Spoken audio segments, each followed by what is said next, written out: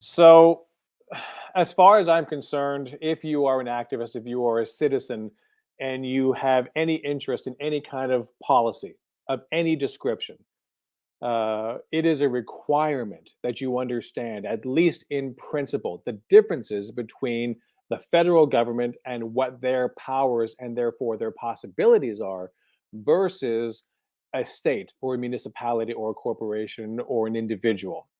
uh, Individuals, corporations, municipalities, and states, they use currency. They don't create it, they don't control it, they use it. And they use the currency that is created by the monetary sovereign. As Fidel Kabub was mentioning just previously, they use the currency of the national government. In our case, that's the US dollar. And there is no such thing as scarcity of US dollars. Why is this important? We have needs and desires, and wants in this country surrounding healthcare, education, military spending, housing, you name it, not to mention, of course, environmental catastrophe, looming down upon all of us. And it's going to take not money, but resources to take care of these things, no matter what your policy position is, whatever your goal is.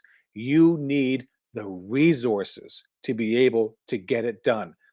The more resources you have at your beck and call that are available to you to use, the greater the chance of your success.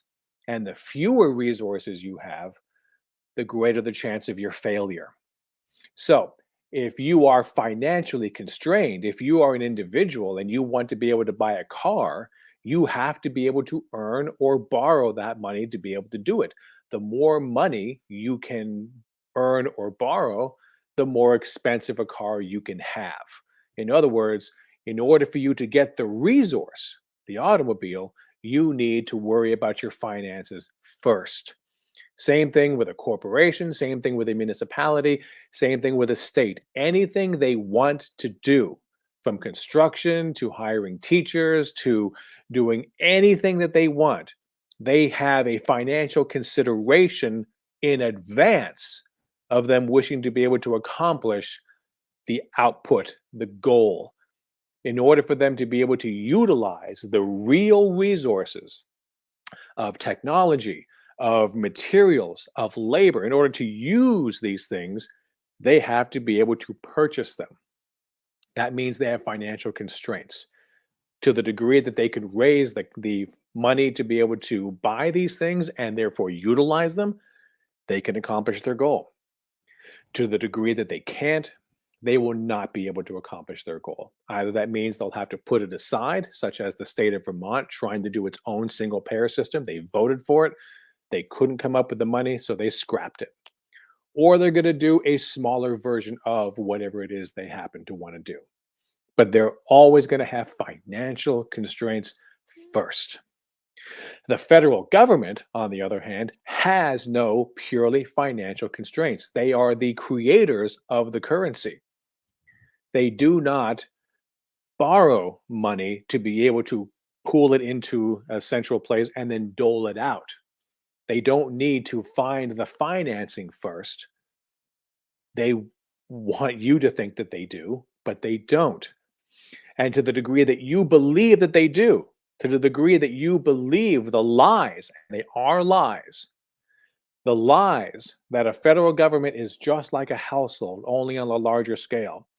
Every time you hear a politician or a pundit say that the federal government has to tighten its belt, has to get its financial house in order, they are lying to you.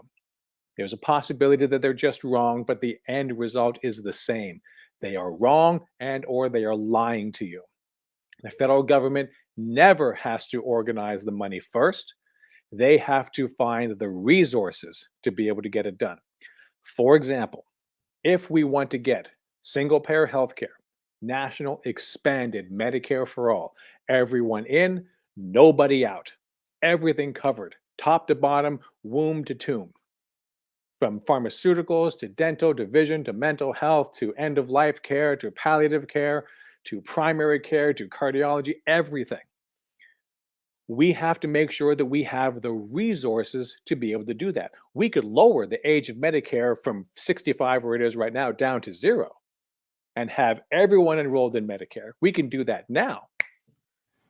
But if we do that, do we have the real resource capacity to be able to get everyone a doctor who needs to see a doctor, to go to a hospital and find a bed if they need one, to go to a dentist and have a dentist be able to say, here's a chair, I'll be with you in a minute. If we don't, then we're going to have people that have cards, that have a card that says they have a right, but there are simply no resources. We don't have enough already. We have people leaving the healthcare profession as it is because of the way it's set up, it's run. People are getting burnt out. I'm getting burnt out. I can't stand working in healthcare anymore. What started off as a sickness of pharmaceutical companies and insurance industries has metastasized into doctors and hospital organizations. It is finances don't trickle down, but evil and corruption does. So there's a lot of people that want to leave the healthcare system if they haven't already. So if we gave everyone Medicare for all right now, we're going to have problems because there won't be enough doctors, nurses, hospital beds. People will be flooding existing facilities to be able to find services that they have a right to because they have the card, but they're not going to have enough output. There's not going to be enough places for them to go. But as Fidel Kaboub says, those are producible resources. So if we're going to be responsible, we don't want to hear politicians saying how expensive it is. That's immaterial. What is material is, can we pay for a doctor for everyone that needs one right now? If we can, if there is enough doctors, make the payments. That's not a problem. If we don't have enough, then the question becomes, can we produce them? Can we import doctors from other countries? Can we educate more doctors? Can we build more hospitals? Can we build more clinics? These things are producible. And for as long as we can do that, then we do that. And when we're ready, then everyone gets Medicare for all. And maybe we can reduce the age of Medicare slowly as we bring these resources online.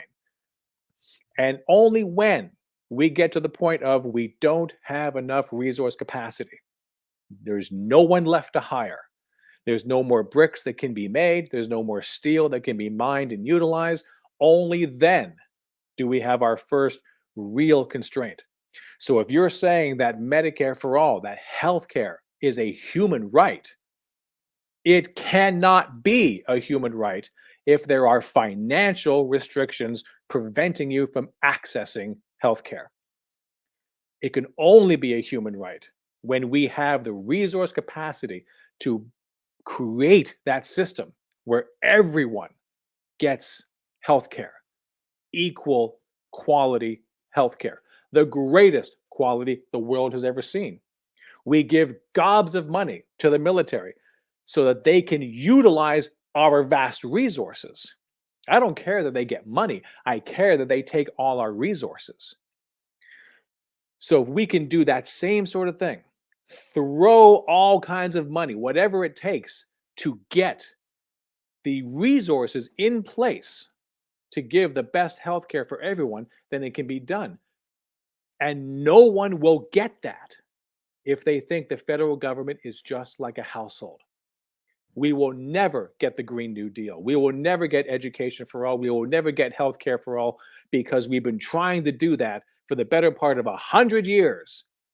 And we hit the same roadblocks every time. We win the moral argument every time. Every time we win the moral argument.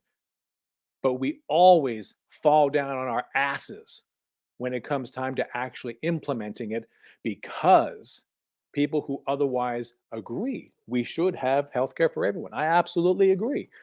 And then some politician somewhere says, yeah, but it's going to be really expensive. Do you know how much your taxes are going to have to go up? Oh, well, now suddenly someone who would have been an ally becomes an opposition. Even if their only opposition is passive, they won't vote for it, they won't fight for it. That's still opposition.